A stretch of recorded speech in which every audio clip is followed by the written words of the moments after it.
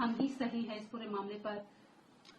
एक तो मैं बिल्कुल ही सरप्राइज नहीं हूं जिस तरीके से जिस डायरेक्शन में स्पीकर का डिसीजन जा रहा है। दूसरा, बचपन से हमने ये कहावत सुनी थी, वही होता है जो मंजूर खुदा होता है। रिपब्लिक है देश के, फिर कहा गया वही होता है जो मंजूर कॉन्स्टिट्यूशन होता है। 2014 के बाद से एक नई परंपरा शुरू हुई है, वही होता है जो मंजूर अमित शाह और नरेंद्र मोदी होता है। और वही हम एक्शन में देख रहे हैं महाराष्ट्र में, जिस तरीके से निर्णय लिए जा रहे हैं।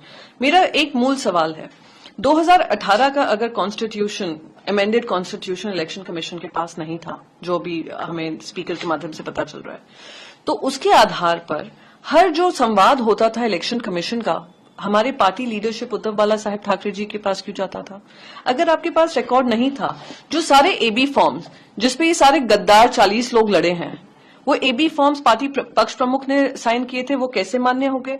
और चलिए मैं ये भी मान लूं कि आपको अमेंडेड कॉन्स्टिट्यूशन में सहमति नहीं थी, तो किसने इलेक्शन कमीशन में आपको जाने से आपके हाथ रोके थे या पैर बांधे थे? आपको 2022 में याद आता है कि आपका संविधान क्या होता है? ये कुछ नहीं है, ये मौका परस्ती है, अनफॉर्चुनेट कॉम्प्रोमाइज ऑफ एथिक्स है। जिस चीज को सुप्रीम कोर्ट ने इलीगल और अनकॉन्स्टिट्यूशनल बोला था, उसको वैध करने का काम हो रहा है, ये दुर्भाग्यपूर्ण है। वो आगे ये भी कह रहे थे कि यूबीटी गुट के पास कोई रिकॉर्ड नहीं है, कोई आपके पास कोई मटेरियल भी नहीं है। वही मैं कह रही हूँ, वो ये कह रहे हैं 2018 का कॉन्स्टिट्यूशन का रिकॉर्ड उनके पास नहीं है, अमेंडेड कॉन्स्टिट्यूशन का। तो मेरे इलेक्शन कमीशन से एक ही सवाल है, आप इंट्रा पार्टी डेमोक्रेसी की बात कर रहे हैं, आप भारतीय जनता पार्टी से पूछिए, इंट्रा पार्टी डेमोक्रेसी तो दूर की बात है, इंटर अलायंस डेमोक्रेसी है कि नहीं उनके पास?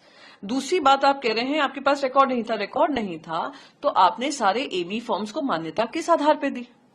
अगर इंट्रा पार्टी डेमोक्रेसी नहीं थी और लोगों को कुछ लोगों को जो अब गद्दारी के उस पर उतर आए हैं, उन गद्दारों ने इलेक्शन कमीशन पे जाकर क्यों नहीं कंप्लेंट दायर की?